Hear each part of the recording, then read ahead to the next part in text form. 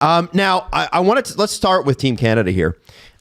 Team Canada's leadership group is obviously Connor McDavid, Sidney Crosby, and Cale Makar. Between the three of them, 7 Art Ross trophies, 5 Hart trophies, 7 Ted Lindsays, 3 Maurice Richards, 4 Conn Smythes, 1 Calder, 2 Norrises, and 4 Stanley Cups. They have 4 Conn Smythes? Yeah. I think Crosby, I think so. I mean, that's the research. If you're asking me to check that right now, I don't know. Cale got 1. Holy shit. Connor got 1, and Sidney got 2. Yeah. That makes sense. Goddamn. Yeah, because remember Connor got 1 in the losing effort?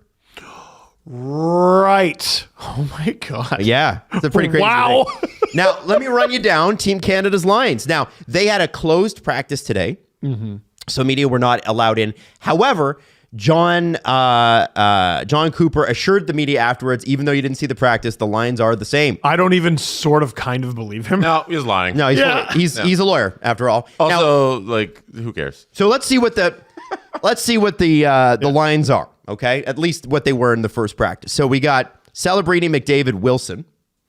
Crazy. That's line 1. Marchand, McKinnon, Suzuki, line 2. Very interesting.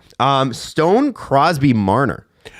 The all takeaways line. I actually love that line. I think that's a cool line. I try winning a puck battle against that friggin' line. And then I guess your energy line is Hagel, Horvat, and Reinhart, which I can absolutely see working. Jarvis and Bennett were the extras.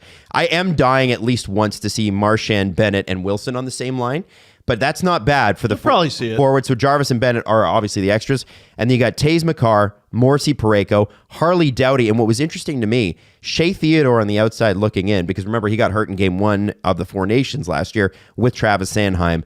And then we'll get into the power plays in a second here. But what do we think of these lines thus far? Do they ever see the light of day? Puckpedia has best, just FYI, Morrissey Parayko. Oh, they got Morrissey Parayko. Yeah, that's what I said too. Oh, I thought you said Harley. No, Harley Doughty. Oh, yeah. I guess maybe they're the extras. We have them. I'm trying to say we have them different. Oh, okay. Well, Mark Masters. Yeah, it's okay. I'm going off him, but anyway, whatever. Maybe they're going Theodore Sanheim, which would make more sense. What do we think? The Stone Crosby Marner line, I've already said, like, very. How was that your third line? That's so funny. Really defensively responsible line. I think they can play north-south as well as they can play east-west. You're not winning a board battle there. Really good vision. Crazy line. Marchand, McKinnon, Suzuki that might be the most surprising of the 4.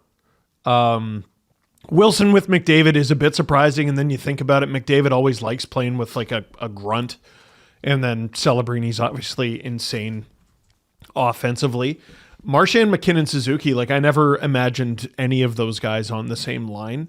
So that's the one I'm most curious to see. And then Hagel, Horvat, Reinhart is a first line on how many NHL teams? All of them. Mm-hmm. I think all of them. And that's your fourth line. Like the Olympics are so fun. Like you don't necessarily need a shutdown line. Yeah. Right? Your goal is to just dictate play every friggin' shift.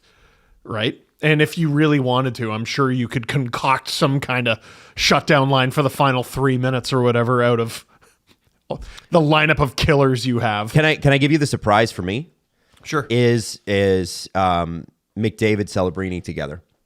And it's not because Celebrini's not great. He's phenomenal and having a great year. It's because I am surprised Canada would be that forward thinking. And the reason being is I think they're going to start Jordan Binnington. And I think that's a regressive way to think. But Celebrini being up on the top line with McDavid. First off, I wonder how Tom Wilson is going to, how much air he's going to have to suck in to keep up with those two. But secondly, they actually seem like a great match. I'm not used to a Canadian coach being like, oh, this guy's under 25 and we're going to put him in the top 6. Tom Wilson's job is drive to the net and don't be offside. Basically, here's why I think they're doing this setup, and this isn't so much to do with Celebrini, Adam, but we saw Crosby on the wing of McKinnon at the Four Nation. You're going with a center depth of McDavid, McKinnon, Crosby, Horvat. Your first game is against the Czechs. They do not have an answer for that. David Kampf is currently their second line center because Pavel Zak is out. You're up the middle. You're simply going to kill them. The Czechs are a really good team. They're a really underrated team. But if you're looking for a way to completely overwhelm their depth, they don't have an answer for this at all. As for Celebrini with McDavid, Celebrini is such an overwhelming factor in the San Jose Sharks offense, and he is the second option on this line. Yeah. Like, he may not get... He may get more open ice at the Olympics than he's ever gotten in the NHL. You have to account for McDavid. On a smaller rink. You have to. And then you just leave Wilson and Celebrini to run amok. Yeah. Like, we've watched enough NHL games where teams have tried to triple and quadruple team McDavid and it hasn't worked. Right? The only time that worked was the Memorial Cup. Yeah. When he got triple teamed and the Generals won. No, it was OHL final. OHL final, excuse me. OHL, yeah, they literally triple teamed this guy, and I think Dylan Strome was hurt, and that's why they weren't able to really accomplish anything. So, like, I just don't know where else Celebrini fits. Maybe on McKinnon's wing, I guess, but then you're putting Marchand up top with McDavid, which I don't even know if Marchand should be on the second line with McKinnon. Well, hang on. I want to talk to Jesse about that because I wanted to go Celebrini McDavid and see what you guys thought of Interesting. that. Jesse, what stands out to you about this lineup? Is there anything, any surprises, any things you're like, oh, that's interesting? I think John Cooper's done a good job spreading out the forwards who are going to do the extra stuff for the players on the ice. Yeah. I think about Marner being on the Crosby Stone line and how much of a great passer he is. I think about Marchand on that second line can do everything that Suzuki and McKinnon needs him to do. And I think about Tom Wilson on the first line doing the grunt work for McDavid and Celebrini. And I think the way he's spread out all of those guys who are not necessarily there to be the first options on any of those lines has been, it's really balanced. Like, they got everything they need in every single spot here. It's all awesome. 4 lines are undisputedly first lines in the NHL. Yeah. Well, it's Team Canada. Like, I know. That should be expected. I think the reality when it comes to these lines, because we saw how Four Nations played out, they're not going to sit on these line combinations and come 10 minutes into the first period, somebody's going to be on somebody else's line. Come halfway through the game, everything's going to be in a blender. And we saw that they were a little uncomfy with some of the line combinations in Four Nations where, like, Crosby was on a few different people's wings. Marner moved around. Marner moved around heavy. So I think right now, like, on paper, this thing looks gorgeous, but they're going to find their comfort zone with different guys as they get adjusted and games go along, especially like the first game against the Czech. Like, there's a opportunity to find your balance with different guys. People emerge, right? You have heroes in every tournament, right? Yeah. And Crosby was hurt last year, really hurt.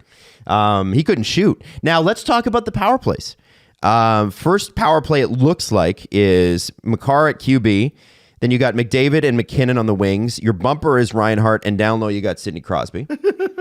And then your second power play is Shea Theodore. You're right, Jesse. He is in the top line. Celebrini, Marner, bumper Horvat, net front Stone. How did we not do this for 12 years? Bettman's so dumb. That's crazy. Yeah, what a great... Look at that. I'm surprised Horvat's the number one center on the second power play. I am too. And I'm surprised. That's interesting. Like, Reinhart obviously is a big-time goal scorer. We know that. And defensively responsible as well. But he goes from the fourth line to the first power play. Yeah, That's well, your top 3 centers are on the first unit. Oh. Yeah, but like I don't know. I like Nick Suzuki's game, but I guess they like Nick Suzuki more on the PK, as opposed to putting him on the power play, and they trust Horvat more there on that power play. I wonder if Paul is going to give Team Canada a call about having Marner on PP2. Oh, Maurice, what would he care, Jesse? No, is that who you meant? It's talking about For the other Paul. The penalty kill. Yeah. Hagel, Wilson, Morrissey, Parayko, Unit 1. Marchand, Suzuki, Taze, Sanheim, Unit 2. I think that looks pretty good. Sure. Yeah, who cares? Yeah, who cares? Like, Yeah. The penalty kill is so funny because, like, what if we just had McDavid and McKinnon kill penalties? You could. You never do it in a million years, but like that's an option. Yeah. You certainly could. They certainly are spreading this. They don't out, have too. Ryan. Didn't Reinhardt win the Selke?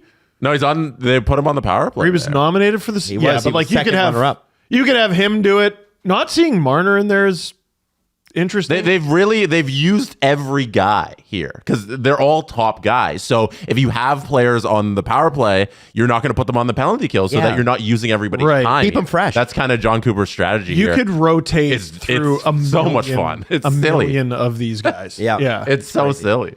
It's great. Oh, And- Stone. Like- Stone isn't. Oh my god. Yeah, you don't need to use your good guys on the PK because everybody is a good guy on the PK. Like how many Selke votes by the way, they over don't- the last 5 years? Hagel Wilson, by the way, no centerman, but I guess one of them will just take it. Oh, I didn't even. Oh, You know, Hagel will be fine in the dog. I'm sure it'll be fine. Yeah, Maddie, what's up? Maddie. Episode title should be called Sure. Sure. Okay. Sure. Olympics. Like any one of these combinations is just so goofy. Yeah. I just like You're not going to wow. make a bad line combo. Now, Dom Lecision wrote an article for The Athletic, and it came out this morning. And he said, usually Canada is the team to beat at the Olympics. Usually. This year, Canada enters the tournament as a co-favorite with the United States, despite a markedly better forward group led by the two best players in hockey and a comparable stable of defensemen. Team Canada also has one of the best goalies in the world as a potential starter in Logan Thompson. The problem, there is a high likelihood that Canada makes the wrong choice by starting Jordan Binnington, one of the league's worst goalies this season. And he'll go into, obviously, the stats as to why. Binnington on the NHL roster site is listed as the second goalie, Logan Thompson as the first. Do you start, we think two goalies are going to get into this tournament. Do you start Binnington against the Czechs or do you go game two? I don't really think it matters which game you give them because like Canada's actually got like sort of a difficult group. Like the Czechs are underrated, the Swiss are underrated, and then you got France. Hey, Pierre-Edouard Bellemare. Bellemare. Yeah. Is he even playing? Yes. Yeah. Yeah. He's on Like the team. it's so I And Alexandre Textier. the thing with the freaking Olympics is they probably already have their minds made up, but if you don't, you have to make it based on these two games here. Yeah. Okay. This like the goalie situation by now, we've had a year of it. It doesn't feel like something to scream and yell about at this point because you give Binnington game one.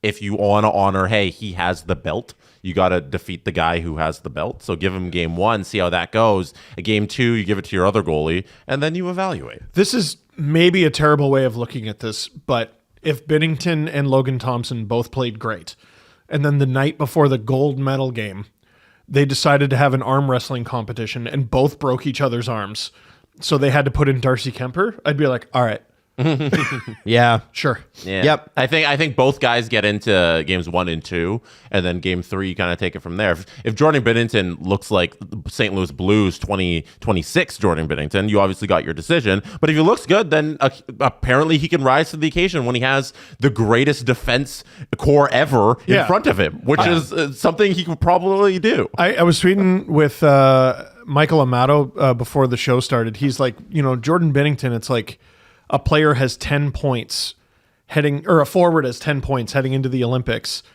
and then you select him to the Olympic team. I was like, no. More realistically, it's a forward has 10 points heading into the Four Nation face-off. Or no, a forward has 10 points heading into the playoffs, then gets 0 points through the first 3 rounds of the playoffs, then has 25 points in the Stanley Cup final. Yeah. And then to start the next season, he has 8. Mm-hmm. You're still going to be like, well, he had 25. In the biggest moment. Yeah. Yeah. Damn like, minute. we're having, doesn't this sound familiar there, fellas? Like, we're having the same conversation Yeah. all over again. It gets into a circle with Binnington because the conversation's been for so long. When he got picked for Four Nations, we were all still shocked. I thought Aiden Hill was going to get into that first Yes. game or the second Canada- game or something. Canada was the only team to use one goalie.